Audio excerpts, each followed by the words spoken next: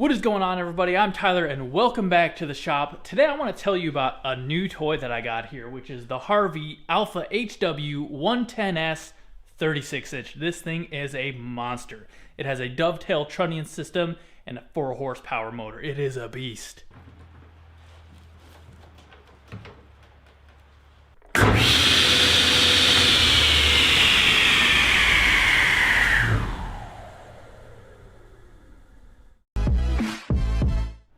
You guys all remember the Delta Contractor saw that was in my shop for many years. This went from the old shop and then we brought it up to this new one as well. It is really no comparison to this new Harvey.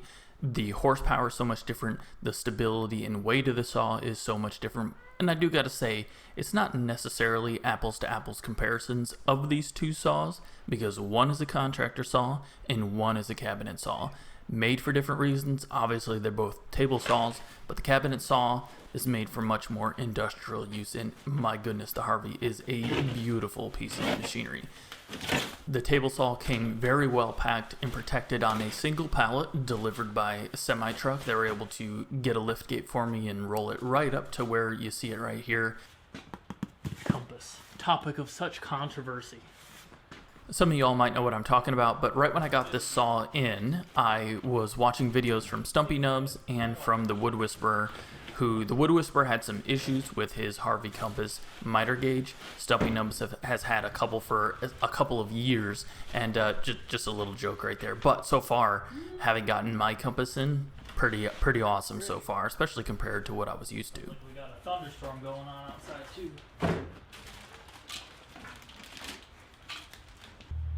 You can see I have Jonathan the tractor in the background. Originally I was thinking I would lift the table saw up and then just set it right down on these rollers, but I was able to use the leverage of the machine itself to rock the table saw around, which was on its own separate pallet, and move these 1,000-pound weight-bearing rollers, which were a Harbor Freight special.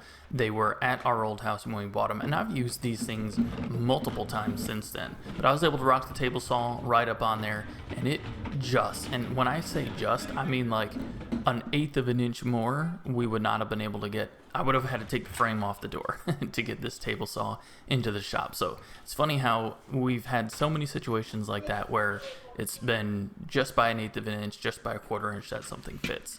So what is the difference between these saws? But first of all, let's just take a look at the old Delta. You can see the wheels there that miter the blade and raise it up and down. And I set my hand up on there. You can just see how much different it is when we look at the new Harvey. And the contractor saw is a tabletop mounted trunnion system. So what raises and lowers and miters the blade is attached right to the table. So if you pull that table off, the whole mechanism comes with it. And then the mechanism that raises and lowers the blade is kind of an articulating arm like you see right here. This is a very different design on the Harvey. Harvey does have a design that's more like this, but I opted to go with their dovetail system, which is a little more stable. So the big difference with the contractor saw is take a look at that wheel right there. My hand can barely go around it, whereas it easily went over the Delta saw. So the trunnion system for a cabinet saw is mounted to the cabinet instead of mounted to the table. So if you were to take the table off, the whole system, the blade, the motor stays in place on the cabinet so you can make adjustments, which I had to do very little. And here you can see the dovetail system. So it's a sliding dovetail that raises the blade directly up and down instead of articulating it up. And Harvey claims that this just makes everything a little bit more accurate and a little bit more stable. And just look at the beefiness of everything underneath here. Those trunnions where the blade miters over, so much bigger, and as you could see down there as well, the dust collection goes right up around the blade, which I'm very excited for. So instead of having to evacuate all of the dust out of the entire cabinet, you just have to focus around the area around the blade, which closes up very small. Alrighty, first things first, we're going to put the chute on the back so that we can connect our 4-inch dust collection hose, and it does have an offshoot pipe which goes to an overarm dust collection mechanism, which actually I didn't think I was going to use very much, but I ended up using it quite a bit so far. So Ethan and I were able to tip the saw, again using leverage and a little bit of brute strength to get those rolling pallets off from underneath the table saw. And then again, we're just gonna rock the table saw right off the pallet very slowly, kind of work it down using some 2x4s to safely get it off the pallet. And we were successful. No pulled back muscles and nothing broke.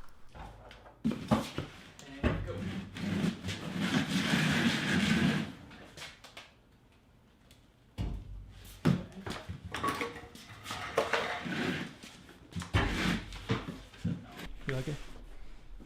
Yeah. Nice and shiny, huh? Super shiny. Nice. So what do we have for a manual in this Harvey package? It's a well-printed manual, feels good in your hand, but I do gotta say, it seems a little bit weak to me. There were a few steps, especially when mounting the rails for the fence, that I had to take a leap of faith and just kind of go with what I thought made sense for the bolts that I needed to use, but we'll show that in a little bit. But the rest of it, pretty straightforward. We needed to add the wings of the table saw to get started, the wings of the table, and to do that I just clamped some 2x4s to the existing table that was already in place, and this allows us to set the very heavy cast iron wings on either side and then bolt them into place. And you might wonder, why is the table gold? And that's because this has a titanium nitride coating on here. Harvey claims that this makes it a little bit easier to slide material across it, and it prevents the table from corroding, which I can tell you that I haven't seen any rust on this, and we are in a relatively high humidity season right now, although I do keep the shop relatively stable.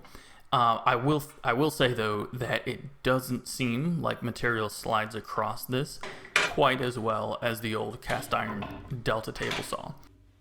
So the wings went on relatively easily, and I did use a dead blow mallet to gently tap things into place so that we were nice and flush, obviously plumb across the top, and then I didn't want anything to catch on the front and back of the wings as well.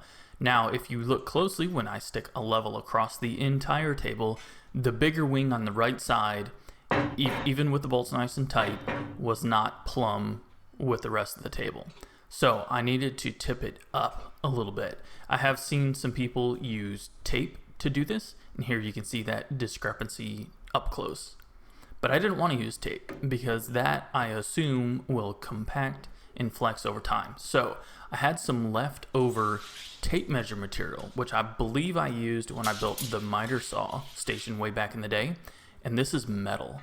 So basically what I did was loosen up those bolts a little bit, articulate the table up, and then slide 2 sleeves of this tape measure material under there, bolted everything down, and it was absolutely perfectly flat when we're talking about the table. So that worked out great, and I don't think that that will compact over time and cause the table to droop.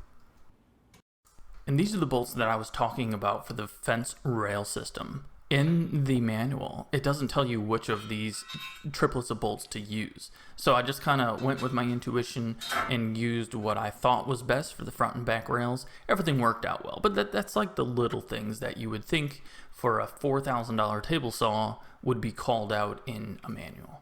And just in case you were curious, I will let Harvey know about this. They are going to review this video before it is posted, and we'll see if they actually go through and fix something like that as time goes on.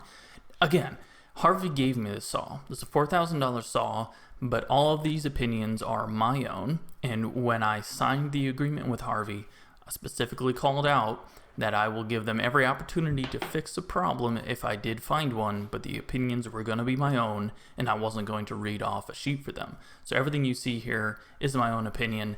And I'm highly impressed. We haven't even gotten to the good part yet where we go through the accuracy of this saw. So what am I doing right now? I'm installing the front and back rails, which allow the B-spar style fence, T-style fence to go sliding on these. It is a heavy fence, and it slides wonderfully. My brother-in-law was up here. We built an entire kitchen in a week using this saw, and he was super impressed with how well the heavy-duty fence moved. This is the first power up. Ethan and I are both very, very impressed how quiet the saw is. It did have a little oil on the arbor, which made me jump when we first turned it on. And I'm just taking a peek at how much it dims the lights when we power it up. And I would say it's no more than my previous saw, even though this is almost double the horsepower. Nice, smooth, very quiet motor. Super excited to put this to good use. Out to the right hand side of the cast iron titanium nitride tables, there is a smaller, it is a metal and plastic combination, metal and composite combination table wing that goes out to the end of the TableSaw fence system. This just bolts in place. You want to make sure it's nice and flush with the top of your cast iron table because the fence does slide across here and you don't want it to catch. While you're down in that area, you can put the brackets in place and slide the overarm dust collection bracket, overarm dust collection tube, I guess we can call it, into place while you're down there.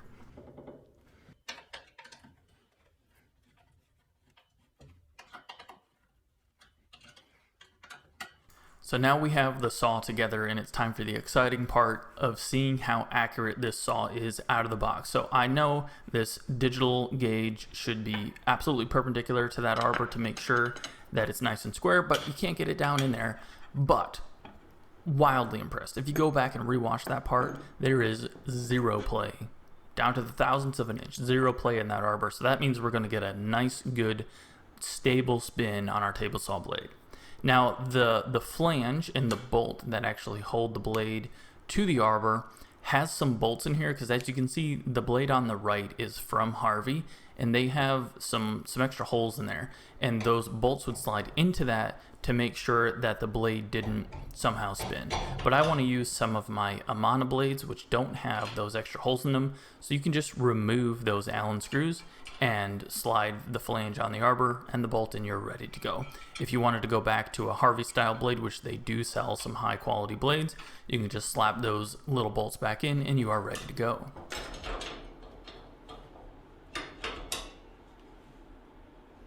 Tighten everything down with the supplied wrenches, and very exciting, we're going to put in my first riving knife, which was a big reason why I wanted to upgrade the table saw. Riving knife slides in, you slide that little clip one way or the other and you are ready to go. Now we're checking for 90 degrees on the blade with this machinist square, and as you can see, absolutely perfect. And then we're going to make sure that the angle gauge on the front of the saw lines up to that 90 degrees just right. Let's check the blade. We want to use the same tooth just in case there's any discrepancies in the blade, but as you can see here, perfect. 0 thousandths of an inch, nothing between front and back of the blade when I spin it one way or the other. Now I'm going to use this digital angle gauge. We're going to reference off the table, put it 90 degrees or reset it to 0 like I did on the blade, and then we're going to miter over to 45, and we want to make sure two things. First, that the stops built into the saw stop us at 45 degrees, and then that the gauge in the front there references that measurement, that angle correctly. All right, let's get our heavy Harvey T-style fence into place. This has two ways it can be mounted, with a low rail and a high rail. I typically leave it on a high rail. If you have a bunch of small stuff, you can rotate the fence 90 degrees. It's like a aluminum extrusion, and get it right where you want. But we're doing a couple of things. We're making sure that the fence is perpendicular to the table, so 90 degrees, and then we're going to use the miter gauge with the dial indicator on there to make sure that the fence, if anything, is a couple thousandths away from the blade front to back. It was perfect, and I did not do any adjustments out of the box. This is how it came off that pallet. Wonderful accuracy off of this saw. And I'm ecstatic. You can see my face when I'm cutting this. This is a piece of hickory. I'm making sure we don't have any swirl marks on that wood, and then just so much power. Even though that was only about a 1/6 piece of hickory, the saw didn't even care. So what are we doing now? We need to go in and we need to actually set a tape measure on the rail of the table saw. So I am using my digital calipers to make sure I'm cutting something, a piece of wood, down to a relative measurement. I chose 2 inches, and then we're going to make sure that the fence is right in the same spot, and we can set the tape, which is just a 3M sticky back adhesive on the back of that tape. We can make sure we set it into place, and then we have some fine adjustments in the indicator window of the fence to make sure we are exactly where we want to go. Once we got the fence where we want it, we slowly peeled back that adhesive backing, and then Ethan used the brayer roller to make sure we had good contact, and I just slowly worked my way through, making sure that we laid that tape out nice and even on the fence top so that it looked good.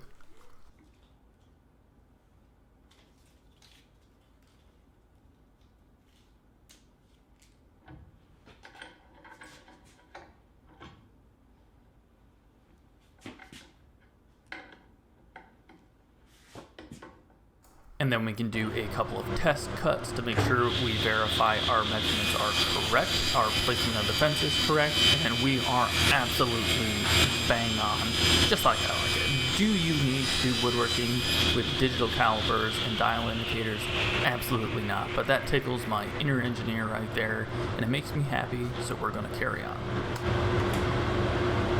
So at this point, the table saw is set up and it is proved to be accurate and ready for use. When you purchase a Harvey table saw, you get their compass miter gauge, which is a high quality piece of kit.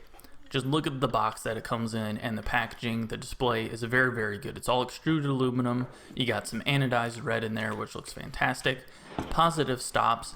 So far, I have found this to be very, very accurate. Now, I used a relatively sloppy, very, very cheap miter gauge that came with the Delta table saw before, so this is a huge step up for me, and I may not be noticing slight discrepancies that someone like Mark the Wood Whisperer may notice, especially when he was comparing high-end tools, but so far, I have found this to be deadly accurate. I've tried to do some miters with this just for testing. They're absolutely perfect. Very excited to have this in the shop. As you can see there, it has a stop system built right into it, and it has micro adjustments right there, so that's pretty cool. Again, tickles my inner engineer. Very excited to put this to use for many, many years in the shop. At this point, everything is ready to go, and I just want to make sure we protect the new tool in the shop and spray some of my PB Dry Blaster on here, and this is just going to prevent any rust, and it also is a dry lubricant so that it allows the material to slide over the table saw quite a bit easier. It is silicone free, so it won't ruin any of the finish of the wood that we slide over this table. Well, the new saw is set up. It is a monster. Right now I don't have the guard on there. I'm not sure how often I'll run with the guard for video purposes, although if I'm doing a lot of ripping, I'll probably put it on so that I can utilize the overarm dust collection system and cut down on some of that dust that is flying in the air. Obviously, a huge shout out to Harvey Industrial, Harvey Woodworking for making their Alpha Series saw a staple, a centerpiece of the DIYTyler shop. This thing is going to stay for generations in my family, and I'm very excited to put it to use. Hope you guys enjoyed this video. Make sure you check out the links down in the description if you want to learn more about these awesome pieces of machinery. I'm DIYTyler. You guys have a good one.